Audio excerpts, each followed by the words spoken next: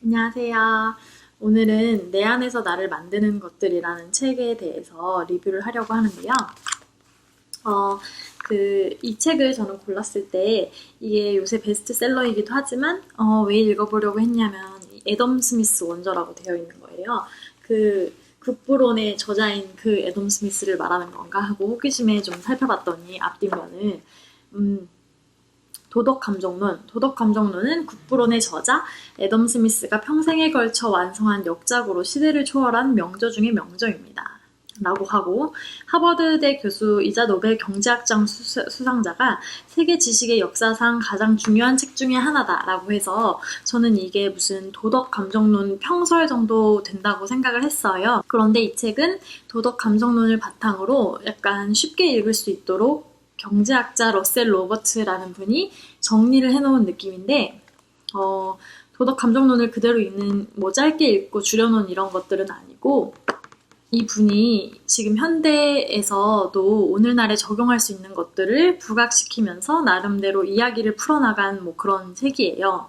근데 이게 250년 전에 쓰여진 가장 완벽한 인생 조언이라고 되어 있는데요. 진짜 이 도덕감정론이란 책이 250년 전에 쓰여졌다는 게 신기할 정도로 지금 시대에도 되게 어울리고 이런 고전을 바탕으로 저자가 썼기 때문에 조금 더 풍부한 얘기가 되지 않았나 싶습니다. 하지만 원작이 아니다 보니까 애덤 스미스의 생각을 직접적으로 이제 이해하기 어려운 부분도 간혹 있기는 해요. 그리고 저자의 말과 저자가 인용한 부분이 잘 안 어울린다고 생각이 드는 부분도 아주 간혹 있는데 도덕 감정론에서 다루고 있는 주제나 그리고 이 책에서 인용한 문장들이 되게 흥미롭고 상당히 읽을만하고 그리고 도덕감정론이라는 책이 저처럼 비전공자에게도 끊을 만큼 재밌는 책인 것 같다라는 생각이 들게 하는 책입니다.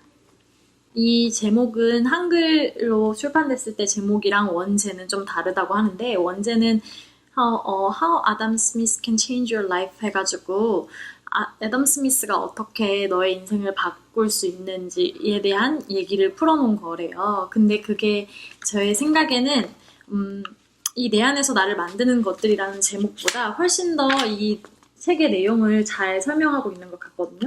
목차랑도 훨씬 더 잘 어울리고 그래서 원제를 생각하면 이 책이 더 잘 이해가 되는 것 같고 이 책은 돈이나 명예, 미덕 등을 어떻게 생각하고 그리고 어떻게 다뤄야 하는 건지에 대해서 방법이나 해결책 등을 나름 애덤 스미스가 제시하고 있고 그것을 저자가 좀 더 현실에 맞게 사례들과 일화들과 자신의 일화들을 곁들이면서 설명을 하고 있고 우리가 어떻게 하면 행복해질 수 있는지 물질적 성공에 대한 단점은 무엇인지 등에 대해서 말하고 있고 그리고 말미에는 선량하고 그다음에 미덕 같은 것을 갖춘 삶이 어떤 건지 그리고 어떤 것이 가치 있는 삶인지에 대해서 이렇게 폭넓게 다루고 있어요. 그래서 이제 이렇게 큰 제목을 주신 것 같아요. 내 안에서 나를 만드는 것들, 지금 가까워질 수 있다면 인생을 얻을 수 있다. 이렇게. 근데 폭넓은 주제를 커버하고 있는 점에서 인상적이기도 하지만 동시에 너무 폭넓은 주제를 이렇게 얇은 책에서 커버를 하다 보니 조금 애매모호하게 넘어가는 것도 많아요. 그래서 어떻게 보면은 도덕감정론을 더 읽고 싶게 하고 도덕감정론이 더 잘 팔리지 않을까 이 책 덕분에 라는 생각이 들기도 합니다. 제 개인적인 느낌으로는 경제학자가 이제 돈이 아닌 다른 것들에 대해서 인생을 얘기한다는 점이 되게 인상 깊었거든요. 다른 행동 경제학 책들처럼 제가 막 읽기에 편안하고 쉬운 그런 내용은 아니었지만 읽는 내내 되게 250년 전에 애덤 스미스의 통찰력을 감탄할 수 있는 책임은 되게 분명하고 이 저자가 말하는 말로는 28쪽에 보시면 매 순간 훌륭한 선택을 하길 원하는가? 그렇다면 먼저 자신과 주변 사람들을 이해해야 한다. 인생을 최대치로 활용하고 싶은가? 그렇다면 감히 말하건대 애덤 스미스의 도덕 감정론을 이해해야 한다. 자, 이제 시작해보자. 라고 되어 있거든요. 그래서 전체적인 내용은 그렇고, 이 책은 뭐 짧게 요약하기는 되게 어려운 것 같아요. 이미 이 책이 어떤 다른 책을 요약하고 약간 실전판의 책을 보여준 거기 때문에. 하지만 제가 기억에 남는 부분은 애덤 스미스가 도덕 감정론에서 말한 공정한 관찰자라는 것을 활용하여 그 컨셉을 활용해서 이제 행복으로 가는 길을 알려주는 부분이랑 그다음에 이제 애덤 스미스가 유명해지는 것에 대한 장단점을 말하는 부분이에요. 그래서 그 두 부분을 읽어드리겠습니다. 저자는 우리 삶이 바뀌려면 나에게 질문하는 시간을 가져야 된다고 말을 하는데, 그로 인해 이제 자신의 행동이나 자신이 하고 있는 일들에 대해서 어떻게 인식되는지를 잘 살피게 되고, 그로 인해서 이제 인생의 평온함과 침착함, 그리고 결국에는 행복까지 얻을 수 있다고 말을 하거든요. 책에서 애덤 스미스가 말하는 공정한 관찰자라는 것은, 그런 컨셉은 우리랑 이제 대화를 마음속으로 나눈대요. 그래서 우리의 행동이나 언행이 도덕적인지를 확인해주고, 그리고 고결한지, 이 책의 표현에서는 고결한지를 확인해주고, 그런 공정하고 객관적인 그런 인물인 거예요. 마음속에 있는. 그래서 내 양심과 다른 것은 어떤 거고, 그리고 마치 누가 나를 보고 있는 듯하게 내 자신의 행동을 바로 고쳐 잡을 수 있도록 어깨 너머로 나를 쳐다보는 사람이 나를 심판한다고, 그런 식으로 생각하면 그 인물이 그려질 거라고 말을 하거든요. 그런 게 공정한 관찰자인데, 이제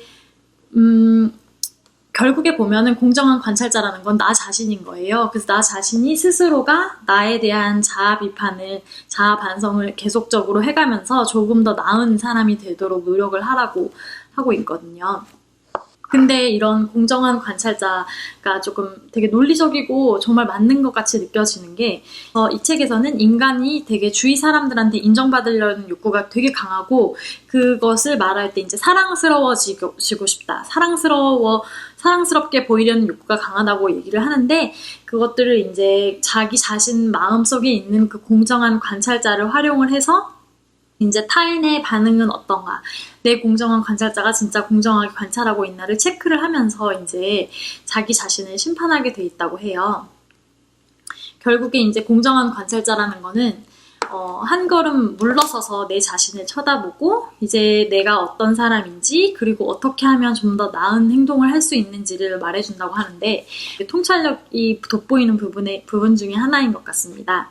그리고 이제 제가 또 재밌다고 생각한, 애덤 스미스가 굉장히 통찰력 있는 사람이구나를 생각하게 된 부분은, 애덤 스미스는 세상이 현명하고 그런 도덕적인 사람에게도 관심이 많지만, 유명한 것이나 돈이 많고 유력하고 그런 권력 있는 사람들한테도 관심이 있다고 하면서, 유명인들한테 쏟아지는 관심을 250년 전에 이렇게 정리를 해놨는데, 진짜 정말 대단한 사람인 거라는 생각이 들어요. 149쪽에 보면 세인의 관심으로 행동의 제약을 받고 자유를 상실하는 일이 뒤따르더라도 사람들은 관심을 받고 싶어한다. 이를 통해 선망의 대상이 되는 과정에서 겪었던 고생과 근심, 굴욕을 충분히 보상받는다고 생각하기 때문이다. 그러나 아주 중요한 사실은 이런 관심을 얻는 순간 모든 자유와 편안함, 근심 걱정 없는 안전함은 영원히 잃게 된다는 것이다. 이 부분도 저는 되게 인상 깊은 부분 중에 하나였거든요. 유명인들이 되면 좋지만 근심 걱정 없는 안전함은 끝인 거잖아요.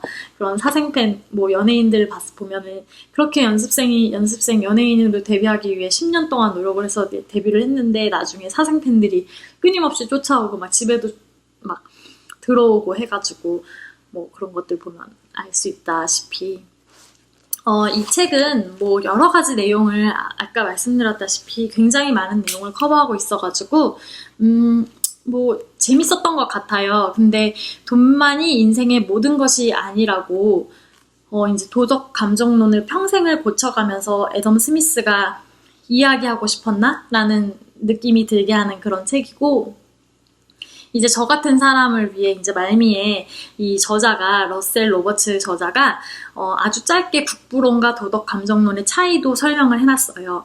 그리고 생각에는 나름 되게 괜찮은 책이었긴 한데 도덕 감정론을 내가 읽어봤었더라면 하는 아쉬움이 크게 남는 그런 책입니다. 요새 베스트셀러이기도 해서 읽어봤고요. 다음번에는 더 재밌는 책을 선정해서 후기와 함께 돌아오도록 하겠습니다. 구독 부탁드리고 다음 시간에 또 만나요. 안녕.